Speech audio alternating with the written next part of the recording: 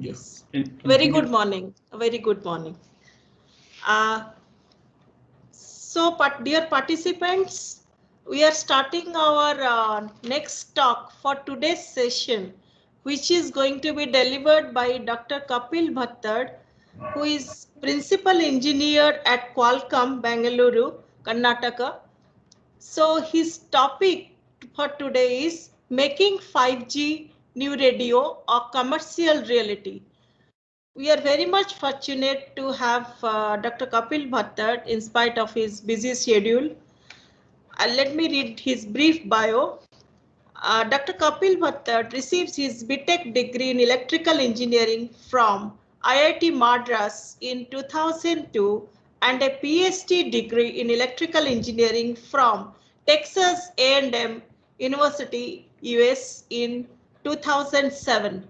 He has been at Qualcomm Research since then in San Diego from 2007 to 2011 and in Bangalore from 2011 onwards. He has contributed extensively to design, standardization and commercialization of wireless communication standards and chipsets covering 3G, 4G, 5G, IoT and satellite communication system. He currently leads the RF Platform Interface RFPI team at Qualcomm Wireless Research and Development Center in India. His previous roles include 5G Research and Development Program Lead in India, Satellite Communications Modem Lead, and UMT System Lead for Qualcomm's fast SDR-based modem. Dr. Bhattad has over 200 patent applications in the wireless communications area. So, dear participants, we are very much fortunate to have or we are able to listen to Dr. Kapil Bhattad's vision and expertise in this domain will be shared by him. This is a great opportunity for us. Thank you. Over to Dr. Bhattad. Yeah, thank you, Professor Sushmita Das, for inviting me to give this talk and also for that kind introduction. So before I start, actually, just want to make sure, is the video clear and the audio clear? Yes, very clear. Okay. Okay, so let me just briefly just introduce what we do here. So I'm part of Qualcomm Research Division in Bangalore, and the group itself actually has does multimedia research, like improving the camera and video quality on your phones. They work on this virtual reality headsets and things like that. So very interesting work in that division. And then we have the wireless R&D group, which does 5D research, Wi-Fi research. But anyway, let me do one thing. Let me turn off my video so that the internet is only for the slides. Can you guys see the slides now? Yeah. Okay. Sorry about that disruption. I don't know what's going on. There was a power cut. Not an issue. Not an issue. It happens. All right. Please continue. So yeah, I was just saying. Like the group that I worked on, like I said, we actually build wireless technologies from pen and paper. We then from very basic ideas, write the equations, get the basic system working on pen and paper. Then we do simulations. We then build prototypes of that device. Once the prototype is demonstrated to work, we then also take that technology to standards, Wi-Fi standards, the 3GPP standards, actually make the standards happen, and then we finally make commercial phones as well. So all the way from pen and paper design to actual commercialization of phone that the group works on. So anyway, now without wasting more time, let me just the talk. So the talk itself, I've organized it as two parts. Okay, the first part, I'll just try to give some use cases and things like that for 5G. and see how, give you a flavor of what 5G can do. And then in the second part of the talk, I will talk about how 5G actually does that. Okay. Now that the internet seems stable, let me just check if the video turning on still is fine. Yeah. Hopefully it works fine now. So yeah. So can you guys still see the slides and the video? Yes. Okay, great. Yeah, and feel free to interrupt me anytime you have any questions. We can also have a Q&A at the end. Okay. So this is the kind of the story of 5G. Okay. So it started initially, the cellular revolution started by just stuff from analog to digital. And then, the next wave was computing on your phone. So we moved from desktop and laptop to smartphones for most of our computing need. And now when 5G comes, it's going to be everywhere, connect everything, and it will completely transform the way the industries and we go about our day-to-day work. Qualcomm has, of course, been a pioneer in this. And, so we had 1G, which was analog, 2G is digital voice revolution. 3G was when, Qualcomm started making its major play. That was the data revolution, starting of mobile data. On 4G, the mobile broadband we had on our phones. And right now we have about 8 billion total mobile connections. So now 5G is our view of 5G is basically it's a unifying connectivity fabric for the society. We at some point we'll start expecting it to be there everywhere, like electricity. So that's a nice catchy logo that we have for it. But this figure kind of shows a lot of different use cases. We'll have multi-gigabit internet speeds, unlimited capacity by having cloud computing and storage. We'll have these drones kind of use cases which require ultra low latency. And are you guys able to see my mouse as well? Mouse. Yeah. You can see the pointer? No, pointer we are not able to see. The red dot, you don't see it? Okay. No. Yes, sir. Now we can see, sir. Now we can see. Let me stop. Okay. It was maybe in the other screen. It was very busy. So 5G, right? Let me spend some time on this slide. So 5G, we kind of envision it as 3 sets of different use cases. Okay. And I'll talk about some examples of each of these use cases because they're very interesting. First is this mission critical services. Some of the things like vehicle to vehicle communications, right? Like, for example, if you have 2 cars coming at a high speed let's say in a perpendicular road, right? So, and there's some building in between, so you cannot see that car.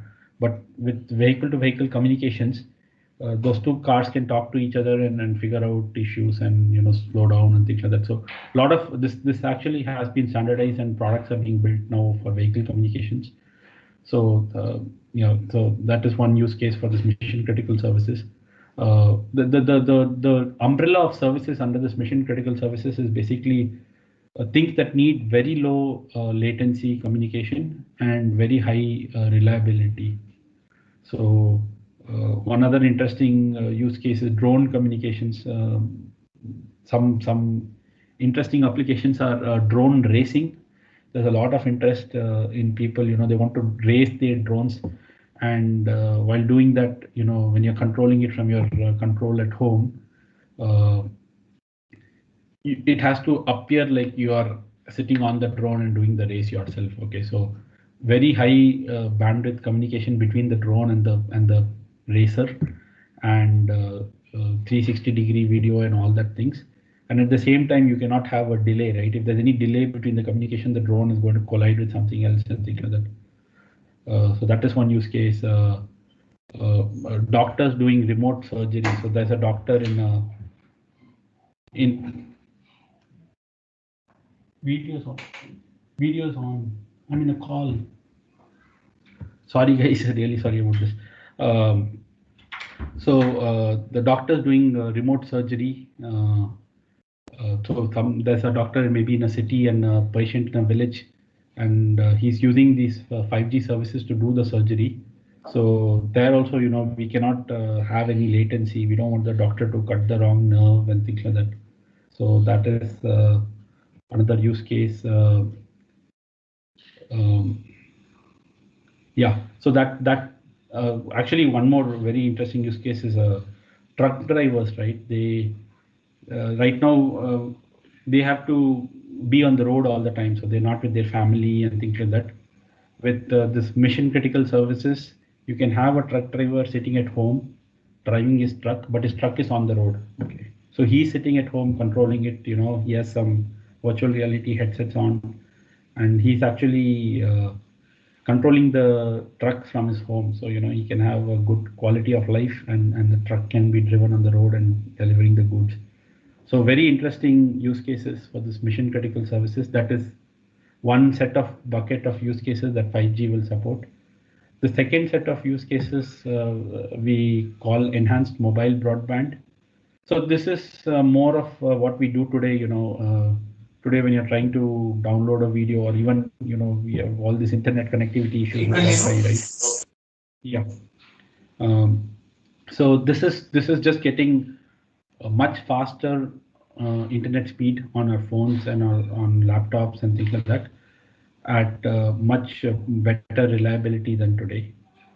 So we'll talk about how we basically the number of devices on like connected to internet is going up massively, and we have to, and even the data rate requirement, right? So we want I think the slide has some numbers, right? We want 10x reduction in the latency. We want 10x improvement in the throughput, not like double or triple. We want to increase our throughput 10 times more, and the number of users that are coming up is also increasing by a factor of 10. So in terms of demand on the network, almost 100 times the demand on the network has gone up. So we have to support all that using the same phone and like airwaves. So we'll talk about how we enable this. And then massive IoT is the third set of use cases, which is again a very different use case, right? In this, for example, some of the use cases that we have here are things like smartwatch, right? You're not actually downloading a lot of data and things like that on your smartwatch. It's low data communication kind of device, but it needs a very high battery life. You don't want to charge your smartwatch every 1 day or every 2 days, right? So this IoT devices are a third category where we want very high battery life, but the data rate requirements, the frequency of data communication is very low. Okay, and again some examples of use cases I'll give here. A child tracker, for example, if you have a kid and you want to be able to make sure that he's not going too far away from home, you can put something like a watch or something on him, and once he goes at a certain distance, it'll kind of give an alarm that he's so far away. So that is one use case. Tracking your Amazon or Flipkart shipments, right? A lot of times you order things on Amazon, Flipkart, and you want to know real time where it is, when to go pick it up. So some of the use cases for this IoT devices are actually to put a chip inside every package that is shipped, and to be able to track them. And once you receive the package, you kind of throw that chip away. Okay, so it has to be such a low cost chip that people are, like cardboard box, you kind of don't mind throwing the chip away. And at the same time, it has to have internet connectivity, and whenever you need to find its location, figure out its location.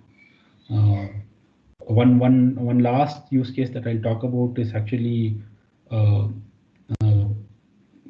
something called water meters. Okay, so right now what happens is like for example, electricity meter, water meter, right? These are things that people put in their basement of their homes, And every month or 2 months, whenever the billing is done, right, one person actually physically comes to your home. He looks at that water meter and electricity meter reading and figures out, okay, you use so much water and so much electricity, and then he, prepares a bill. And that costs a lot of money, right? One actual person has to come home and do this reading. Uh, so what's happened is we want to put a chip there that will actually do this reading and send that measurement out once every month or once every two weeks or something like that to the billing, to the the water provider, so that they don't have to send a person home. But the problem is that device that we put in that meter, right? It has to have a 10 or 12-year battery life. Okay. So if you have to send a person home to change the battery of the device, it's not going to help. So we have a device, wireless device, that will last for 12 years on one battery. Okay. So we have this, and the impact of this device is so much on that water meter company, that we actually have utility companies, specifically people who make these water meters and provide water connections.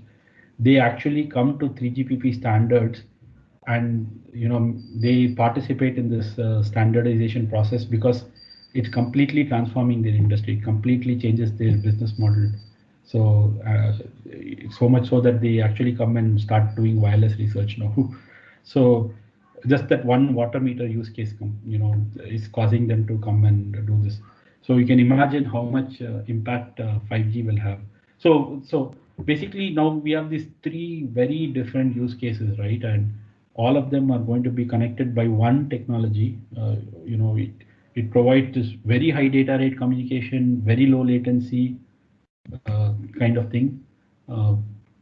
More of what we do today, and this IoT kind of things where we have like 10 or 12-year battery life on one device, but very low data rate communication.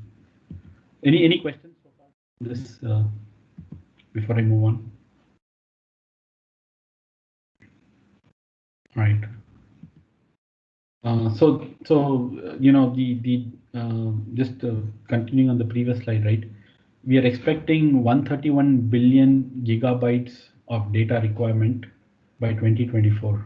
Okay, so that billion already has 10 power 9 zeros. This giga also has 10 power 9 zeros. So 131 into 10 power 18 bytes of data by 2024. That's 60x growth. And like I told you about these use cases, right? Connected vehicles to prevent accidents and improve the transport. It has to work. This headset experience, right? This is also very interesting. When you put on these head-mounted displays, right? If you turn your head a little bit, right, like even like 2 degrees or 3 degrees to the left, you expect the image to change, because when you turn your head, although let's say I'm looking at my laptop, right? When I turn my head, I still see that laptop, but I see other things. And we need that head-mounted display to do the same thing. Like when you turn, the image should change. And if that doesn't happen, you will start feeling dizzy. Your body will start feeling dizzy. So now to do that, right, what happens is to provide that kind of very fast, change in the image and all that on that head-mounted display, you need a very high amount of processing, and that means it consumes a lot of power. So a lot of the devices that are being built initially for this, right, you have to put this head-mounted display on, and then you have to put a backpack, and that backpack is carrying a battery for powering the device. So that was very, and then that kind of not ruins the experience, right? It's not the same experience. So what will happen with 5G is we will actually do all the computing in the base station, okay? And actually the base station itself, not even a server somewhere else. It's called edge computing. So what will happen is every time you move your head, the head-mounted display will send a signal to the base station that this image should move by some X degrees or whatever, and the base station will do the processing and send the image back to the head-mounted display. So because the speed of wireless has become so fast and the latency has become so low, we're able to do this kind of thing. So now you don't need to put that backpack with a battery to enjoy this experience. So that reduction in latency is what will actually and the higher data rates, right? That will enable all these new use cases. Yeah. So I hope I've given a good flavor of what 5G can enable. We'll talk a little bit about how it will do it, but yeah. So already 5G is being deployed in a lot of places. More than 86% of the people would like to have faster connectivity on their next smartphone, and 50% of the people are likely to purchase a phone that supports 5G as soon as it's available. So there's a lot of interest in the market on 5G. In terms of the business opportunity, we expect it to be a $12 trillion, again, huge number, $12 trillion industry by 2035.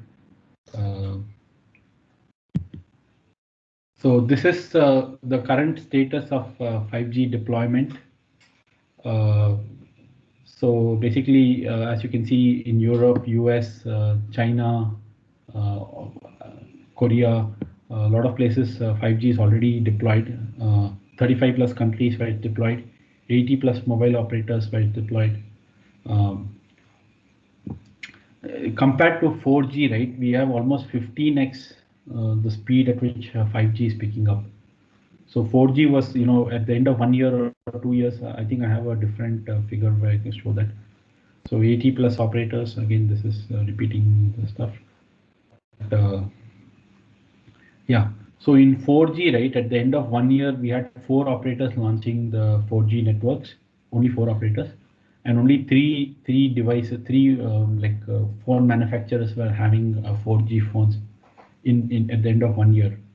For 5G, within 1 year of standards happening, 80 plus operators have launched in 35 plus countries. Okay, so huge momentum behind 5G. Hopefully, we'll see it in India also very soon. Yeah, and 375 plus 5G devices launched already, or in development is going on. So huge traction for 5G. So that finishes first part of my talk. Any questions? Anyone? It's a good time to take 1 or 2 questions. Sir, what does the 5G NR stand for? New radio. I think yeah, engineers should not be given. So what happened is, just to give some history, people were not. So this whole thing happens in a standards body, right? Multiple companies come and think like that. So people couldn't decide what to call 5G yet. So temporarily they started calling it new radio, and then it just stuck. So yeah, it's just standing for new radio. Yeah, if you had some business people do this work, they would have come up with a much nicer name, I think. But all of us have to live with it now. Hi, sir. Am I audible? Hello. Yeah, if you don't mind, when you ask a question, if you can turn on your video, it will be nice to see you guys. Yeah. So, sir, my question is how Massive MIMO increases the speed of 5G. Means if you are using Massive MIMO, we can increase the reliability by reducing the effect of fading. But how speed is increased if Massive MIMO is used, sir? This is my question. Yeah, I'll come to the technical part. I have some slides, but basically more number of parallel layers of data is transmitted, right? So, and to multiple users. So think of it as you have limited spectrum. If you have 100 antennas at the base station, and only 2, even though you have only 2 antennas at the one user, that 100 antennas can be used to send 2 layers of signal to that user. But at the same time, another user with 2 antennas, you can send 2 more layers to him at the same time. So that way you get improved data rates. Good morning, sir. Sir, yeah. How challenging is the handoff for a vehicle-to-vehicle communication? Yeah, so yeah, those are all big challenges. So that's why if you all the vehicles are connected to the base station as well at the same time, there is it's like your phone, right? Today, when you're traveling from phone, you go on a road trip or something, you don't really see a disconnection, right? So similar techniques get used, and we handle those problems as well. Although when you're traveling over long distance, you keep handing off from one base station to another seamlessly. Yeah. Okay, let me go to the next part of the talk, and then we can take more questions at the end of it. So this will be a more technical part of the talk. Previously, hopefully you guys got an idea of 5G and are already excited about what 5G can do. So this one is more technical part. So like I said before, right, 5G basically enables these three sets of very different use cases: mission critical services, doctors doing remote surgery, industrial use cases. For example, if there's some machine that is cutting something, right, and something happens and you need to stop it, right? You want it to be happening very, very quickly. And one of the main challenges in deploying internet connected devices on industries is, they have these different machines in different locations, right?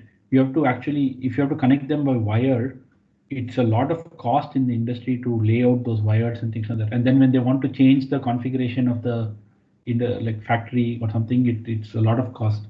So now with and Wi-Fi, there are no guarantees of throughput and latency, right? So there are some challenges with using Wi-Fi, but 5G is very good, well suited for this. And even we'll have private 5G deployments and things like that. So in your factory, you can buy 5G spectrum and you can deploy 5G for your own factory, right? So you don't have any other person to deal with and things like that. So a lot of interesting use cases. So anyway, so 5G will support this mission critical services, enhanced mobile broadband, which is more of what we do today, and this IoT, which is low data, high battery life, low cost kind of devices. And it'll cover multiple spectrums. So almost all the usable spectrum that we can think of is kind of being used by 5G now, and diverse deployment. So vehicle to vehicle, industrial deployment, private networks, cloud networks, millimeter wave, sub-6, all of that. And this is the main slide, okay, of the technical slide that tells you how 5G achieves all this. Okay, so one thing is 5G actually supports multiple bandwidth. Okay, LTE used to support LTE, which is the 4G technology, right? It used to support 20 megahertz bandwidth as the maximum bandwidth. Okay, and in future evolutions of 4G, they started adding something called multi-carrier LTE, which supports you take 20 megahertz of this one LTE and then another 20 megahertz of another LTE, combine those two and get 40 megahertz of bandwidth in some sense. But NR starts with 100 megahertz bandwidth. Okay, so you like in sub-6 gigahertz, you can have up to 100 megahertz on a single carrier. And to support that, if you use OFDM waveform, right? I'll talk about this detail later. But so NR can support spectrums as small as 5 megahertz and as large as 100 megahertz for sub-6 gigahertz deployment. And for millimeter wave deployment, we can go up to 400 megahertz of bandwidth. Okay, so that's 20 times more bandwidth than what LTE 4G used to support. So you get 20 times the data rate just by increasing the bandwidth. One part. Okay, so this is one of the and the scalable OFDM, which is basically this OFDM technology that works across different bandwidths. That is a key part of 5G to enable using all the spectrum with different bandwidths. This flexible slot structure is the second part. This enables this low latency that I was talking about and things like that. So I'll talk about more details over here, but this we don't have a hard-coded slot structure where this is downlink, this is uplink, and within even that units of downlink and uplink we can switch. So this is the second thing. There's been improvements in channel coding. So we use LDPC codes and Polar codes now on 5G. For 4G, we used to use turbo codes and tail biting convolutional codes. So by going to this better codes, we are able to decode that very high data that is coming in and also get closer to capacity. A massive MIMO, I think a lot of you already heard about it. And then a millimeter wave. Okay, so these are the 5 kind of high level enhancements on 5G that actually make 5G possible. And I will go into the details now. So this is just like, you know, so NR uses this waveform called OFDM, and LTE also used to use OFDM.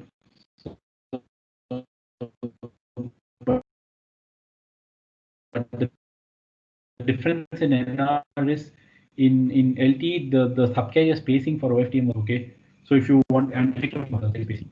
So for 20 megahertz bandwidth in LTE, we use the FFT size of 2048. Okay. Now, if you want to support 100 megahertz bandwidth with that same FFT size will become 5 times that. So that will become 10,000 long FFT size, and that is not very suitable for hardware implementation. Something like 2000, 4000 the hardware can do, but when you make it very, very large, it starts becoming inefficient. And the other thing is the symbol duration is a function of the subcarrier spacing, right? So the OFDM symbol duration is 1 by the subcarrier spacing. So by allowing a scalable subcarrier spacing, we can actually reduce this OFDM symbol duration. And since the data transmission happens in symbols, right? By reducing the OFDM symbol duration, we reduce the latency. So the scalable numerology allows us to scale to larger bandwidths with a feasible hardware implementation. At the same time, it allows us to reduce the latency. Okay. The other thing I wanted to mention is for uplink, right? 4G used to use a waveform called single carrier OFDM. And the reason for that is your phone has something called a PA. Okay. And we want to be able to transmit at the highest power rate. The PA assumes you have to do something called back off for the peak to average power ratio. Okay. So if your input waveform to the PA is not of a constant power, right? We have to back off because the PA's response is not linear. Okay. Now OFDM has a very high PAPR, so we have to do a large back off. So the amount of maximum transmit power that you can transmit reduces for OFDM. Single carrier OFDM is a tweak to the OFDM waveform that helps you reduce the PAPR, and so that's why that was used for LTE. Because, for example, if you're on the cell edge, right, you will be transmitting at maximum power, and with OFDM, that power slightly reduces because of the PAPR back off. But the problem with ST-FTM is it doesn't work very well with MIMO. Okay, so in NR we support both OFDM and ST-FTM for uplink.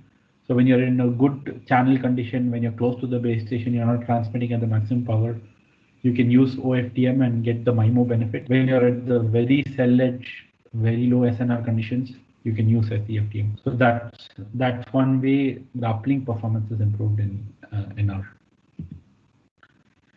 Okay. This is again just giving a picture of the I told the facing quality. So in 4G it used to be fixed to 15 kilohertz. In 5G we do 15, 30, 60. Okay. So with the same FFT size, we can actually go to larger bandwidths. And then in millimeter wave, we actually support, because the bandwidth is 400 megahertz, right? The subcarrier spacing is 120 kilohertz that we use. And by choosing this multiples of 15, we can actually ensure that we can in a given base station itself, we can have some subframe sent with 15 kilohertz subcarrier spacing, some other subframe sent with 30 kilohertz subcarrier spacing, and things like that. So it aligns well. This is that.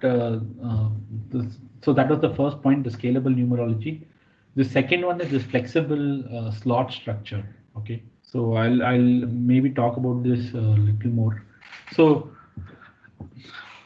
yeah, actually, before I start, maybe the first thing I'll talk about is, 5G is using all the spectrum that, is the good spectrum that is available in the world. Okay, every good spectrum that you can think of, and now it's also using the millimeter wave spectrum. So when we started thinking of deploying 5G, right, one of the first things we realized is want to reuse the 4G spectrum for 5G as well. Okay, a lot of people have a lot of 4G spectrum, right? You want to deploy 5G on top of that same spectrum in parallel with 4G. So if a UE that is supporting 4G comes, it will get served on the 4G slots, and UE that comes on 5G will get served on 5G slots.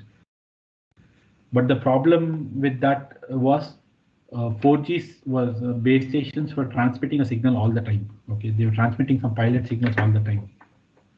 So kind of becomes an interference for the 5G signal. So we deal with that. But because of that problem, right, the first thing we did was make sure 5G can have this concept of blank slots. Okay, so then when we have 6G in the future, we can put these blank slots and put 6G there, basically. So this most important thing in 5G is this concept of blank slots. Okay, so you have the ability to not transmit anything.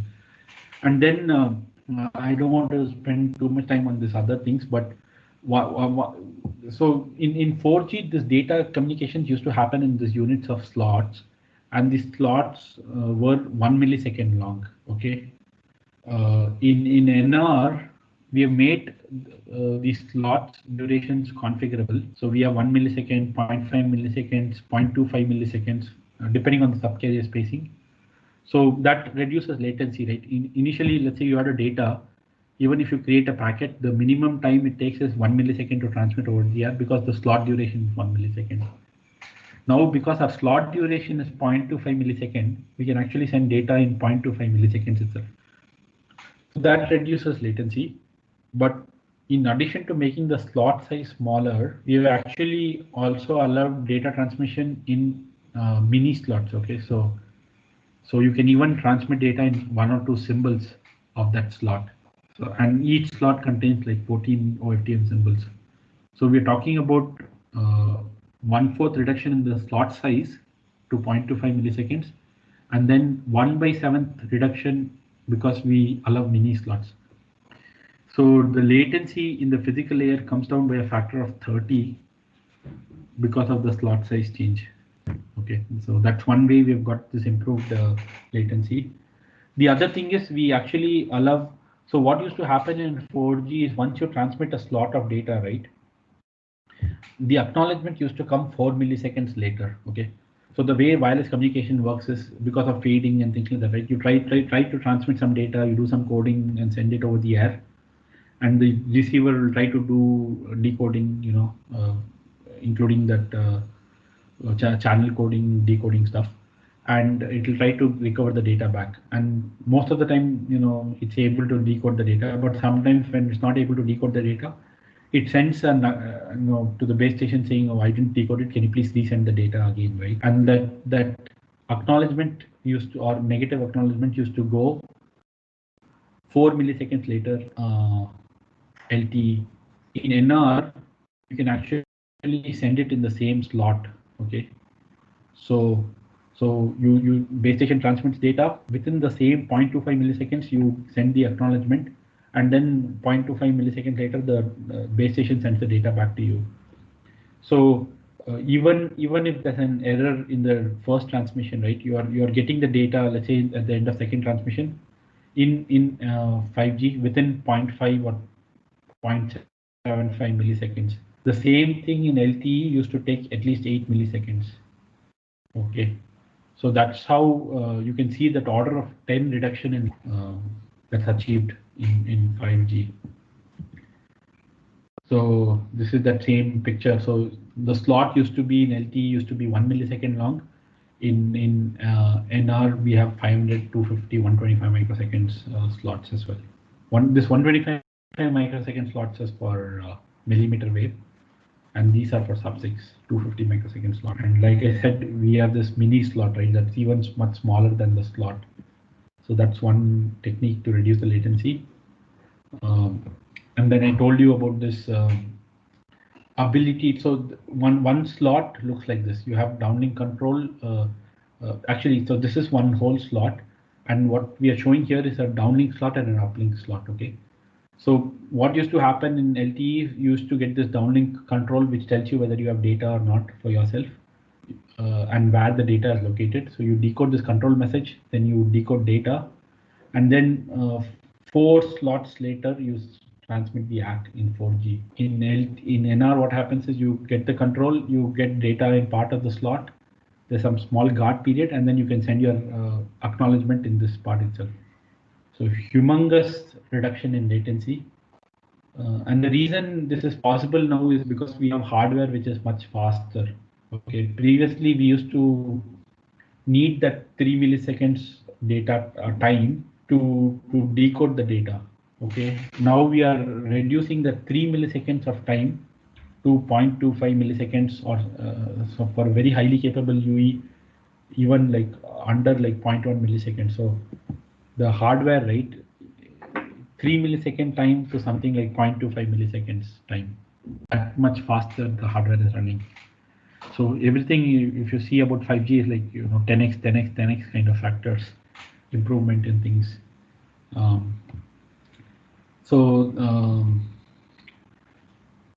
And one, yeah. So that's the latency part. But one of the big advantages that this latency reduction brings, right, is also the ability to deal with fading channels. Okay. So what happens is when you transmit signal over the air, right, the fading is actually changing over time. Okay. And the way it works in 4G is I send some pilots for the UE to estimate the channel. UE measures those pilots and sends the CQI feedback to me 4 milliseconds later. Okay. And then it takes the base station also time to decode that CQI and use it. So by the time you're able to use the channel that the UE measured, it's already 6 milliseconds. Okay, so the channel would have changed quite a lot. In NR, what happens is I'll just show this how quickly. So we use reciprocity-based channel coding and things like that. So what happens is the UE sends pilots at this. Okay, this SRS symbol is the UE sent pilot, and base station does beamforming based on the channel it measures from the UE. So it does reciprocity-based beamforming, and it sends pilots using the beamformed, that same beamforming that it estimated from reciprocity to the user, which is less than like 0.25, less than 0.5 milliseconds away. And UE measures this and sends the CQI report one slot later after that. So within like 0.25 or 0.5 milliseconds, right, you've got a very good idea of the channel. And then the UE base station schedules based on that that report from the user in that slot itself. So we are talking about reducing the channel measurement and feedback latency from 8 milliseconds or so to under a millisecond in 5G. And all this beamforming and MIMO gains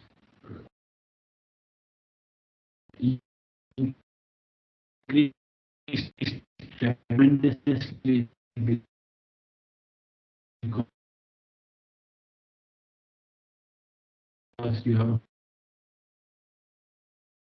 a better quality channel.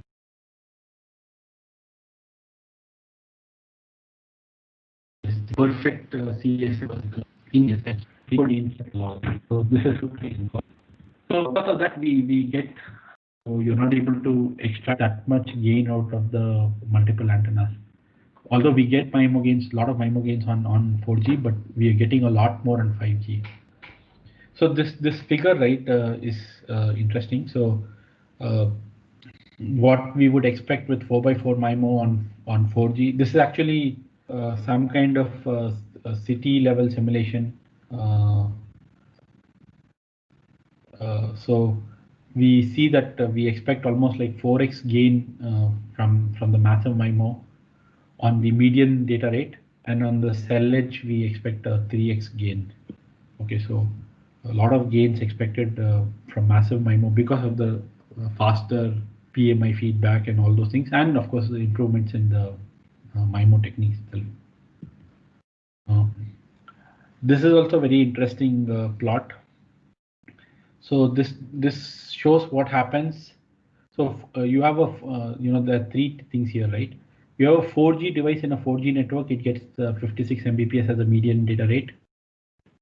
And once you deploy 5G, right, the 5G device in the 5G network gets 500 Mbps. Okay, so you're seeing a 10x increase in that. But the interesting thing is once you put this 5G device in 5G network, the 4G device also gets an improvement in data rate. And the reason for that is all this, there were previously these users were on the 4G spectrum, right? They have gone away. So now, and they are getting served very efficiently. So they kind of are using the spectrum very less. And because of that, the 4G devices, get more spectrum and more allocation from the base station. So the 4G devices actually see an improvement in data rate. Okay. So I know many of you are students, you cannot buy 5G phones. So if you want to get better internet speed, just ask your neighbors and professors to buy 5G phones and you will get an increased data rate of 2x. Yeah. So anyway, I found that very interesting that you can get better performance on the 4G devices as well once 5G comes in. So this is I'll just quickly flash this slide again that I spoke about earlier, right?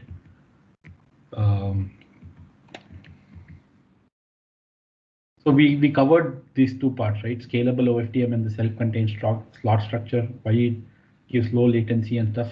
And then we looked at this massive MIMO gains. So the other things that we'll talk about now is this advanced channel coding and this millimeter wave. Okay. So one of the things with 5G, right, we are now going to data rates which are like 10x of what you had on 4G.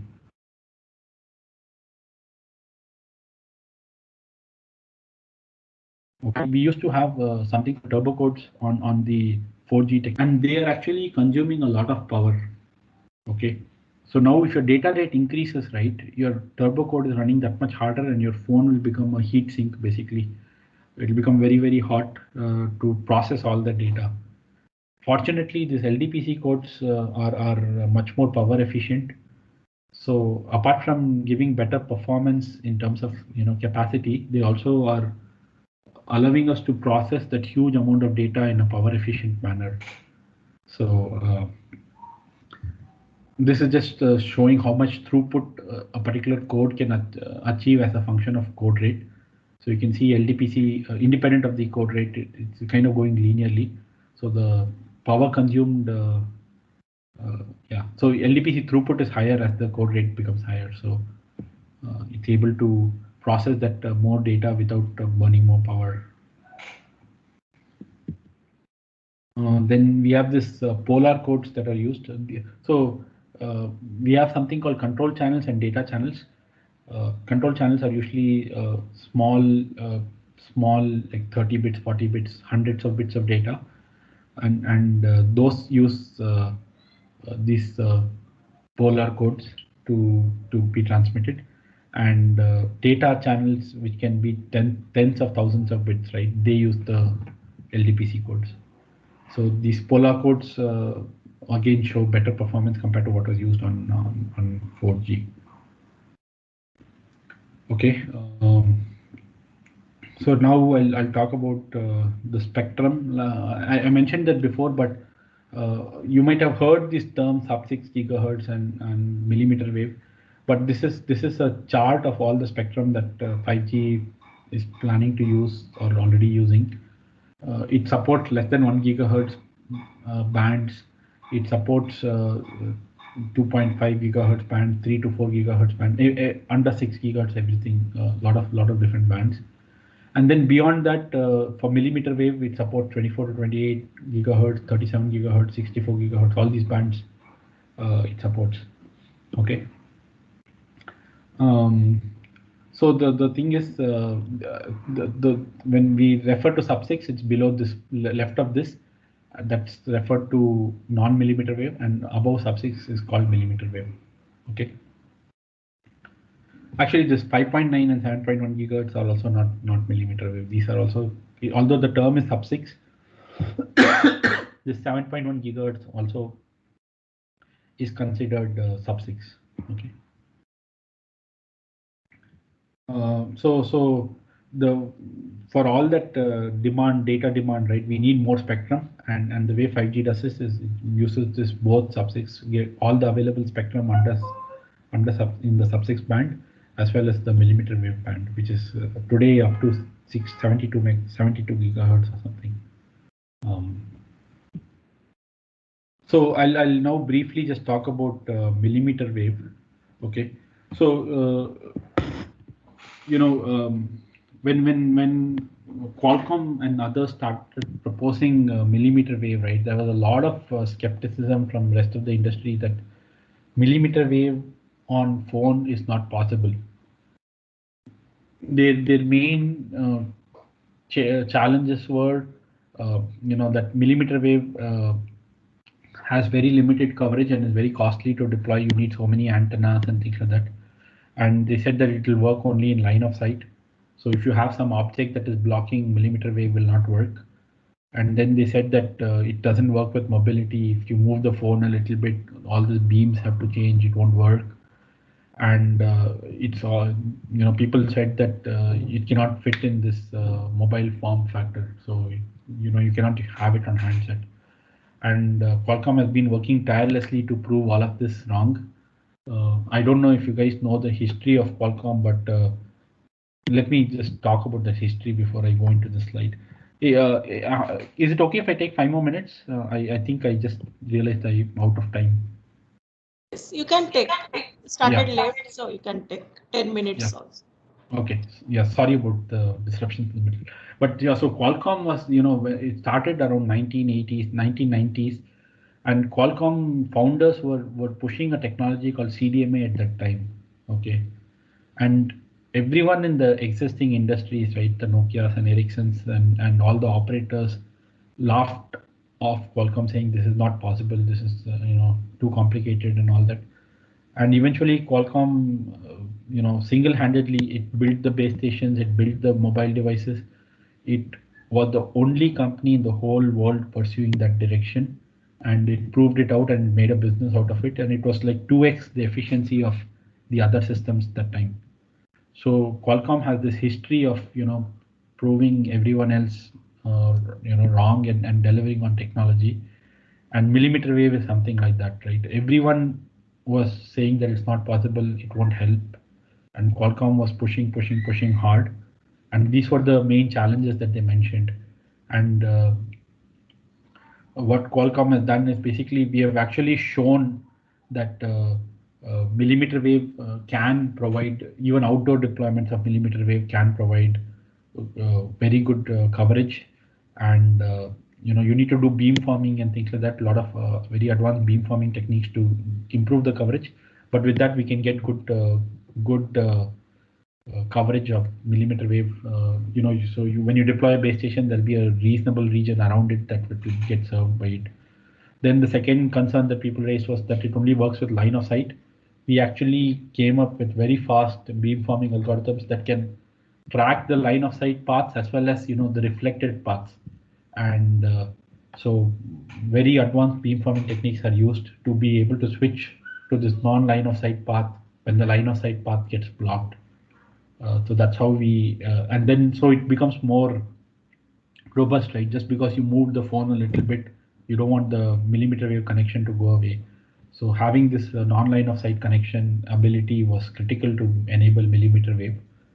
And then we solved the mobility problem as well. So we keep the phone connected to millimeter wave and sub-6 gigahertz at the same time. So if there's any, you're moving around, as long as millimeter wave connection is there, you stay on that. But as soon as millimeter wave connection ends, you kind of fall back to sub-6 connection without any seamlessly. So user won't know there'll be a decrease in data rate, of course, but you will not get disconnected from the internet and things like that. So this robust mobility was enabled. And then finally, a lot of enhancements on the hardware side to actually fit all those antennas in a mobile form factor. So today in the US and China and probably even in India, you can actually buy phones with millimeter wave capability, uh, including all the big suppliers, Samsung, Apple, Oppo, Vivo, Xiaomi, all of them now have millimeter wave capable phones, I think. So yeah, so this figure kind of shows that thing. So this phone, for example, right, there's a non-line of sight path, it's still able to connect to millimeter wave. So you have these base stations, millimeter wave base stations that are deployed, they have a certain coverage area. If you are within that coverage area, you will get served by the millimeter wave base station. But as soon as you move out, you will get served by the sub-6 base station. So one other simulation that we did is, people said that for millimeter wave, because the coverage is very small, you have to deploy a lot of base station, millimeter wave base stations, right? So what we said is you take the existing base station sites and you add millimeter wave in the same location.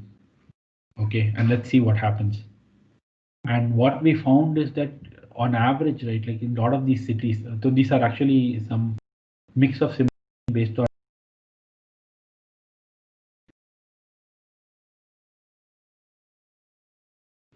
70 to, so this is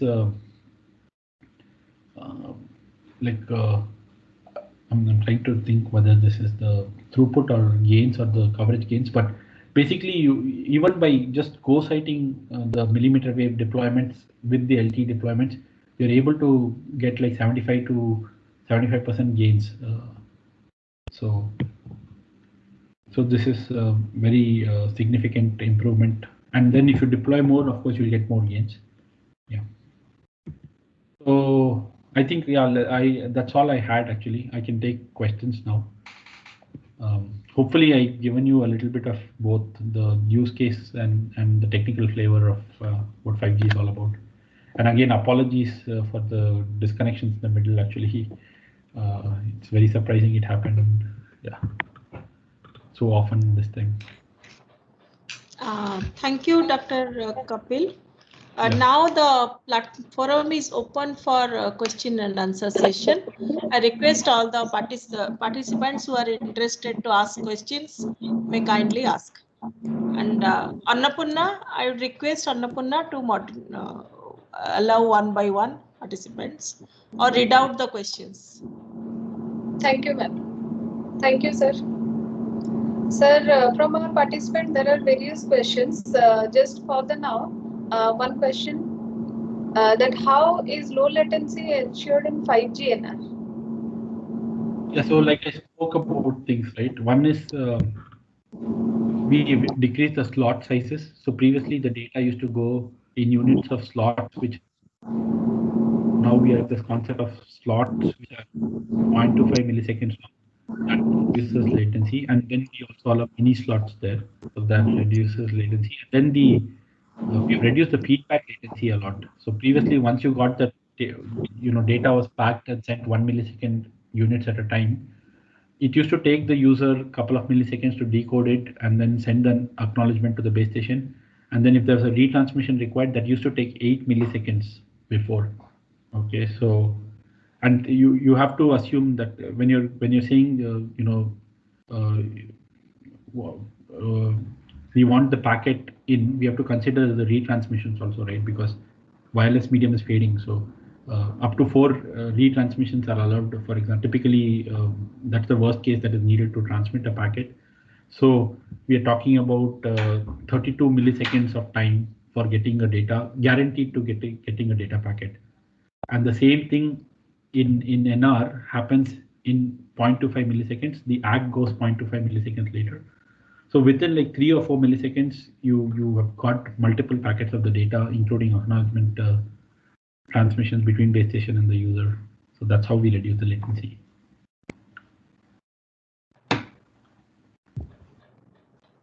Is that clear? Yes. Okay. Any more question, please? The participant. Yes, ma'am. Thank you, sir. There are few more questions from the participant side. One question is about how to avoid radiation using millimeter wave. So that's yeah, I think so. The government, I mean, there's radiation everywhere. Right? You turn on your microwave, also there's some radiation. So the government has regulations in place on how much radiation is acceptable to the human body and things like that. And a lot of engineering and even the specifications, right? They will have some requirements saying that the phone cannot radiate so more than so much in that given direction. And the phones have to meet that requirement before they are sold. A lot of engineering, hardware engineering, antenna design work happens to make sure that the phones don't radiate anything that will be harmful. Yes, sir. Sir, another question is there. When are we expecting 5G mission critical services other than for mobile subscribers? Sir, So actually, yeah, I think 5G networks are deployed already. Okay, the building of the applications is so we as Qualcomm we build an infrastructure, and a lot of other companies, right? $1 million, not right, but bigger, right? Using the technology of wireless communications, right? That was the main backbone that they needed to do their business. And so Qualcomm actually creates the infrastructure. So the 5G deployments that are there today already support all these applications. And now it's up to startups and new companies to make use of that infrastructure to build all these services on top. okay, sir. Thank you. Sir, another question is there. When we say MIMO OFDM, what challenges PAPR gives? Yeah, so like I said, right, the PA has a non-linear response, right? So there's something called a power amplifier just before your antenna that amplifies the signal that the RF creates on the phone and transmits it on the antenna. Now that PA is, it's when you give it a particular input signal, you expect the output to be a scaled version of that, right? But that's not true when you go close to the max power of that PA. It starts flattening at some point. So because of that, if your input signal has a lot of power that is more than the average power, right? Those signals start getting clipped in the PA. So and then that distorts the waveform and base station won't be very deep in that. So we have to back off because of that. So OFDM has APR. Yeah. Sir, another question. Why most of the millimeter wave studies are being made at 28 to 39 gigahertz specifically? Maybe I don't know. Yeah, I'm not following the studies that closely, but I can tell you that the technology is developed up to 60 gigahertz, and even for 60 gigahertz, the standardization activity that is planned to support NR for 60 gigahertz for something called NR unlicensed. Thank you, sir. Sir, there are few more questions are also there. What research is going on to come up with solutions to overcome the line of sight limitation of millimeter wave in 5G? So 5G again, it's all about tracking multiple beams, right? You always, when you're at the phone, you're always getting multiple beams from the base station. One of them is line of sight, and then there are a lot of non-line of sight beams. So there are a lot of custom engineering that we do to track all these non-line of sight beams in addition to the line of sight beam, so that as soon as the line of sight beam becomes something blocks it or something, we can switch to that. Yeah. For millimeter wave, we can go up to 400 megahertz bandwidth. So the participant has asked that how is it feasible in terms of energy and time for a UE to have such a large search space during initial access and reconnection? Yeah, so Usually for initial access, the bandwidths are like the millimeter wave signal bandwidths will be smaller. Once you connect only, then you open the full 400 megahertz bandwidth. Yeah, but initial access, if you look at the 5G NR spec, it uses something called synchronization signals. They are sent at a much smaller bandwidth. So once you do the initial access, they will tell you the full system bandwidth, and then you open up the full system bandwidth. Thank you, sir. Sir, there are questions like which platform they have to use for implementation of millimeter wave related work? So I don't have a good answer for that.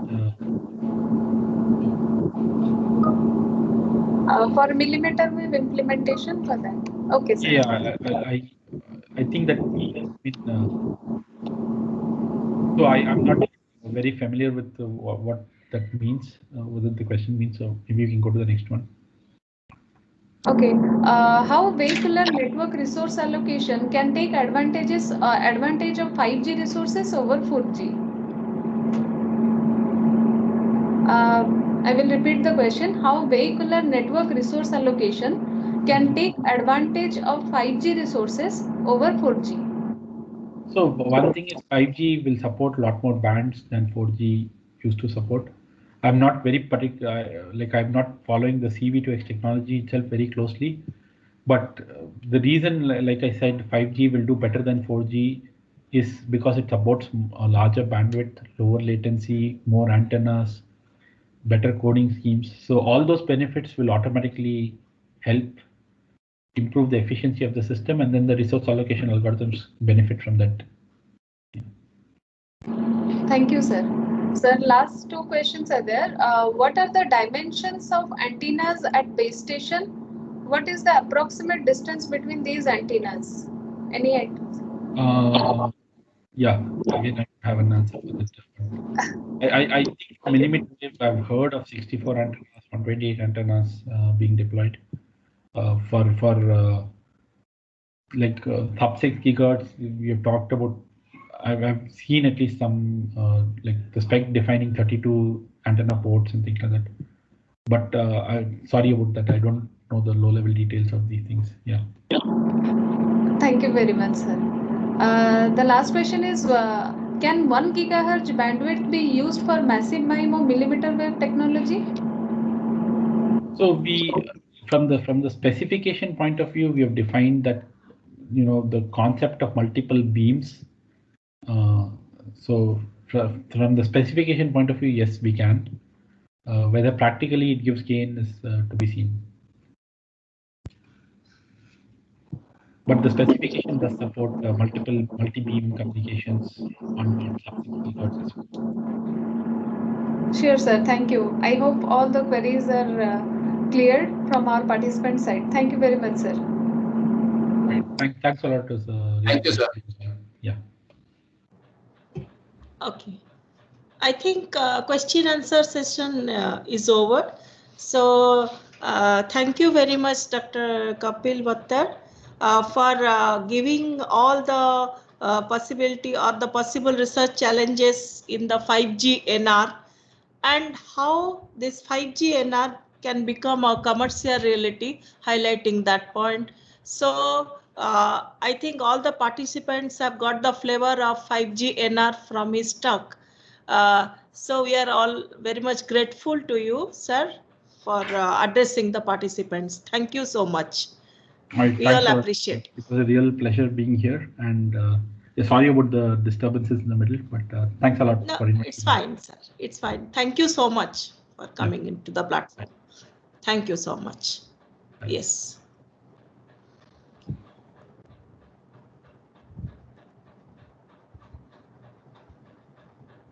So all the participants are requested to the next session is at